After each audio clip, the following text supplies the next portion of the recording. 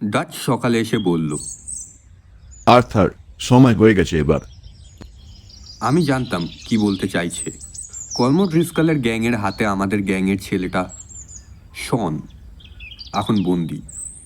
আর Dutch জানে একটা gang তখনই শক্তিশালী হয় যখন তার সব সদস্য একসাথে থাকে।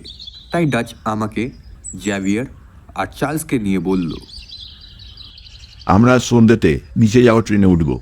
তারা শনকে অন্য জায়গায় কোথাও নিয়ে যাবে। আমরা তাকে মাঝপথে ফিরিয়ে আনবো। আমি চিন্তায় পড়লাম। ডাচের প্ল্যান শুনতে যতটা গোছানো, বাস্তবে ততটাই বিপজ্জনক।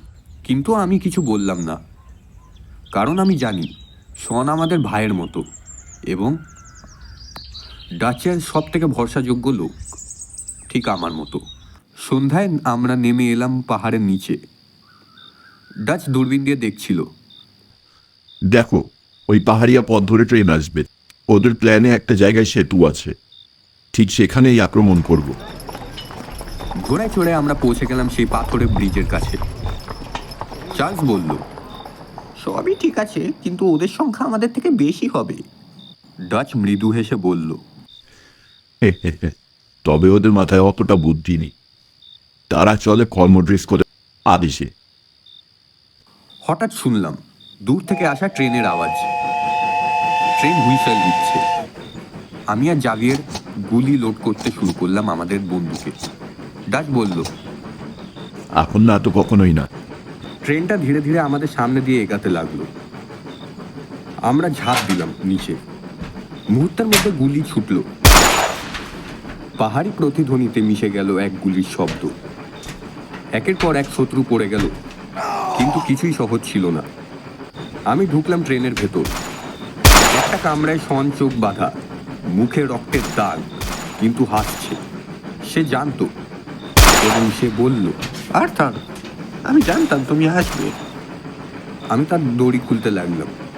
তারপর বললাম, আর একটু দেরি হলেই তোদের বুঝতোই না। মুক্তি পেলেও যাত্রা তখনও শেষ হয়নি। ডাক পেছন থেকে নির্দেশ দিচ্ছে। আর্থার, জ্যাভিয়ার, শনকে নিয়ে দ্রুত বেরিয়ে পড়ো তোমরা। আমরা পাহাড়িয়া পথ ধরে পালালাম। পেছন থেকে শত্রুদের গুলি, সামনে অপেক্ষা করছে আরো কিছু বিপদ।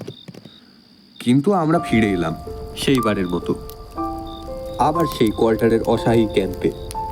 ডাচ আগুনের পাশে বসে আছে। শন এসে বলল, আবার আইরিশ হুইস্কি খাওয়াও ডাচ, আবার ফিরে এসেছি।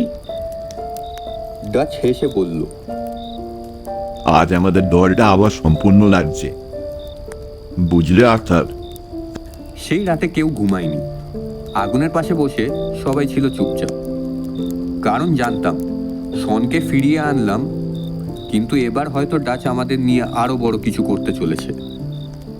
মুক্তি এলো, তবে এবার শত্রুরা বুঝে গেল ডাচের গ্যাং ফিরে এসেছে আবার। আর তারা এবার থামবে না, কখনো না।